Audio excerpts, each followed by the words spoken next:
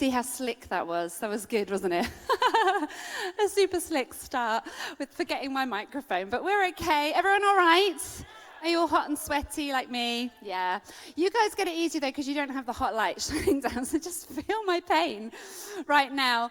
But what I was going to talk to you about tonight is we're continuing a series that we've been doing for a few weeks now, which has been looking at what it means to be a standout. You've heard that expression before. Oh, so-and-so, he's a standout. So-and-so, she's a standout. What does it mean to be a standout person? How can we be a standout kind of a person? How can we do something with our life that's extraordinary? How can we do something that's influential? And so we're going to explore that just a little bit more this evening with some of my musings. Because like I say, we've been doing this for a few weeks now, and I've been mulling over all that we've been talking about being a standout. And I reckon if we look across the room of everyone who's here this evening, we've all there's a few different ways that we can respond to the thought of being a standout. Like for some of us tonight, perhaps the idea of being a standout person totally fits with our personality type. Like you are that kind of type A person, like you're motivated, you've got great dreams and plans for your future, you know where you want to be. Like to be a standout is something that is an absolute objective for you in life. You want to make a difference, you want to be influential, you want to be a leader perhaps, but you know that, yeah, I want to be a standout. And there's been so much in this series that has helped you and got you thinking and kind of fed that desire inside of you to be a standout. But I'm also conscious that perhaps there's some of you in the room that maybe you once loved that idea of being a standout, but things have happened in life and you've kind of put that idea on the shelf a little bit now. You know, maybe it's to do with your career didn't go quite like you thought it was, or you've got children now, so things are on hold for a little bit, or maybe it's just that you're a bit older in life and you kind of think, oh, when I was younger, I really had those dreams and aspirations, but I'm not sure what it looks like for me now at this particular time of life. And you kind of had that desire, but it's a little bit, if to be a standout is a bit on the shelf now. But then I'm sure there's other people in the room that when we say, oh, be a standout, you're like, no, that is not me. Like, I am not a standout person. Like, I don't like being the center of attention. I don't like speaking out. Like, I'm just like the quiet person. I like being in the background. I'm quite happy, like, nobody noticing me. Like, just getting on with my life. Like, that's where I'm comfortable. So as we've been talking about being a standout, there's a few different responses that all of us in this room might have, and that's okay. You know, all of those responses are okay. For those of you that would love to be a standout, maybe it's to do with being famous and really successful. Maybe it's about the influence that you could have with your life and being someone who really makes a difference and does something significant.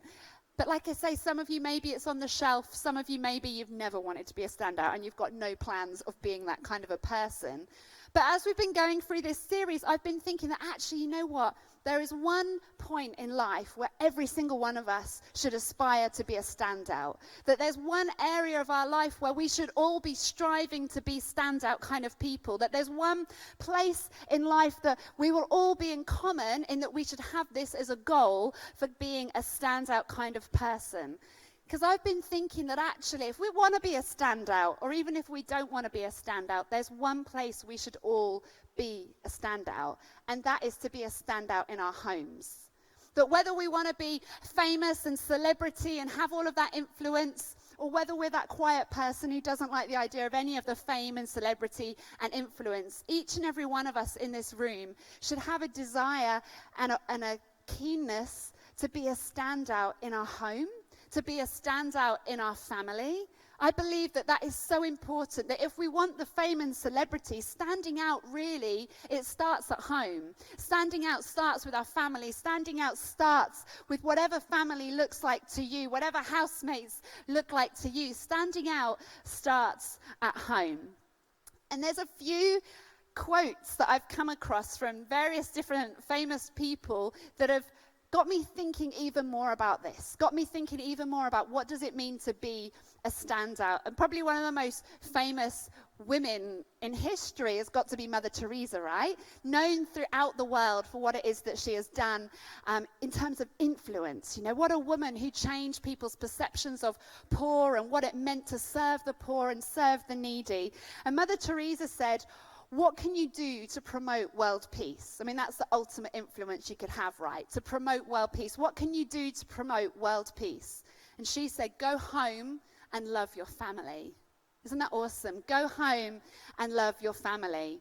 Now, she didn't do so well in the tennis yesterday, but Serena Williams, she's a pretty influential person when it comes to her in the sporting world, someone who has strived in her profession, somebody who is known as a famous celebrity in our time. But Serena Williams, she said, families first, and that is what matters most. We realize that our love goes deeper than the tennis game. And I don't know if you saw the tweet, if you didn't check it out, that her husband put out after she lost Wimbledon yesterday, and completely echoing what she said in this about family being first. And he put this lovely tweet out that said, you know what? She's just getting started. She's just getting started. You know, she's had a baby. We weren't even sure if she was going to survive after having a baby. She's back in a Wimbledon final. She's just getting started, but it's family first. So what a truth for them as a family. And then there's a brilliant preacher, you know, as Christians, many of us that are Christians in the room, we want to have influence with our faith. And there's a great preacher that I'm sure many of you have heard of before, Andy Stanley, lead pastor of one of the fastest growing and most influential churches in America. And Andy Stanley, he also comments on family. And in this particular quote, he talks about the importance of who it is that we're raising in the role for us as parents. And he talks about, I think I'm going to pop the quote up behind me, he talks about how your greatest contribution to the kingdom of God may not be something you do, but someone you raise. May not be something you do, but someone you raise. Again, it's talking about family. And the Bible is just full of these references as well. The importance of family, the value of family. Far too many for me to cover right now. It's full. God himself calls himself a father, right? The importance and value of family is heavily emphasized in the Bible. So I think when it comes to being standout people, we want to start by standing out at home, right? We want to stand out at home, stand out in our family. That if I'm going to be famous anywhere, I want to be famous with my family first. I want to be famous at home. I want to be famous with my children. I want to be famous with my family first. That if I'm going to have an influence with my life anywhere, I want my most positive influence to be upon my family. I want my most positive influence to be upon my extended family. That's where I want to have my influence. That if I'm going to be known as great at something, great at my career, great at a skill that I've got, if I'm going to be great at anything, I want to be known as great among my family, as a great wife, as a great daughter, as a great sister. Standing out starts at home. That's where I want to be a standout first and foremost. That's where I want to be a standout. That's where I want to prioritize the influence and the greatness and the capacity that I have in my life, my skills, my talents. I want to pour it into my family, because standing out starts at home, and standing out with our family is what really, really matters. So how do we do this? What does it look like? You know, we're going to take a look at what Jesus had to say, because ultimately Jesus is the greatest standout that ever lived, right? He stood out for what he said, what he did, what he believed. He stood out with his life. He stood out with his death. He stood out with his resurrection. Like, Jesus is the ultimate standout. So we're going to look at the book of John chapter 2, to an interaction where we see Jesus with his own family. We're going to look at an interaction that Jesus had with his mother to get a bit of an understanding. What do we need to do to be a standout at home? So I'm going to read to you from John chapter 2, verse 1. It says, on the third day, a wedding took place at Cana in Galilee. And Jesus' mother was there. We've seen a lovely picture of a wedding tonight. Maybe it was that kind of vibe. The headdresses and everything. Jesus' mother was there. And Jesus and his disciples had also been invited to the wedding. When the wine was gone, Jesus' mother said to him, they have no more wine. Never do this, but Jesus can, because he's the Son of God. Jesus says, woman, but don't call your mum woman, because that won't go down well. Woman, why do you involve me? Jesus replied, my hour has not yet come. But she just ignored him, like all mums do, because she knows what her son's going to do. So Jesus' mum just ignored him and went to the servants anyway and said to the servants, look, do whatever he tells you to do. Nearby stood 6 stone water jars, the kind used by the Jews for ceremonial washing, each holding from 20 to 30 gallons. And Jesus said to the servant, fill the jars with water. So they filled them to the brim. And the story goes on to describe how when they poured the water out of those jars, the water had been turned into the best, most vintage, most delicious of wine. So what is it that we can understand from this small glimpse of an interaction between a mother and her son, between Mary and Jesus, the Son of God? And we can see here that Mary notices the problem at the wedding. Mary notices that there is an issue, that they are out of wine, that the party is going to come to an end because they have run out of supply at this particular wedding. And Mary is concerned about this. Mary is worried about this. Mary has noticed this. And so she goes to her son to raise the issue. And Jesus looks back at Mary and he's like, yeah, what? It doesn't matter. Like, what's the problem? Like, this is nothing to do with me. My time hasn't yet come. It's not my responsibility. It's not my wedding. And he kind of responds in that kind of a vein to his mum. But then he goes away and he does his first miracle as he turns water into wine. Like, what was it that changed? What was it that went from Jesus saying, Mum, this is nothing to do with me, to all of a sudden we see the first miracle that the Son of God performs? What changed in that moment? And I think in this interaction, we kind of get a glimpse into how Jesus views family. Because in this interaction with his mum, when Jesus realizes that there's an issue that his mum cares about, even though it's not at that time something he cares about, he chooses to make it his issue too. That basically what he says is, Mum, if it matters to you, then it matters to me. Mum, if it's worrying you, then it's going to be something that I will do something about. It's going to be something that I will choose to take responsibility for. I will step into this problem because it's worrying and concerning and bothering my mum. He says, Mum, if it matters to you, it matters to me, in his response from not doing the miracle to performing his first miracle. If it matters to you, Mum, then it matters to me. So think about that when it comes to the relationships that you have in life.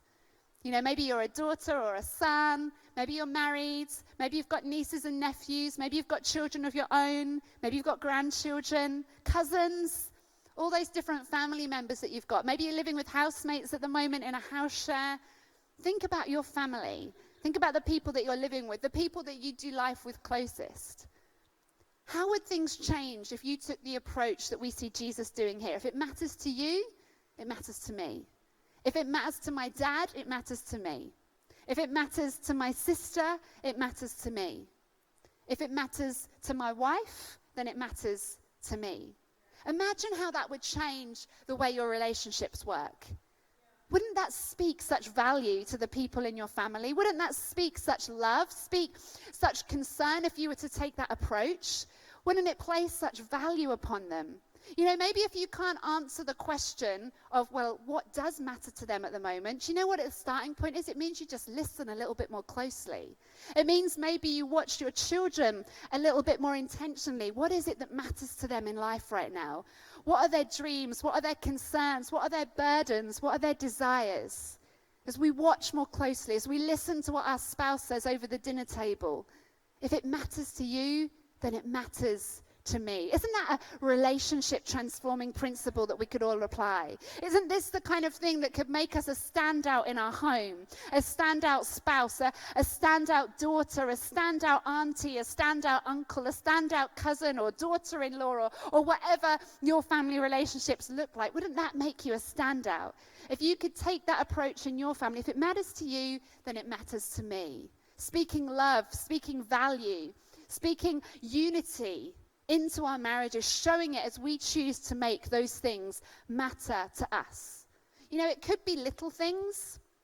Like when I think of my little boy Ellis, he's 3 years old, and what matters to him is combine harvesters.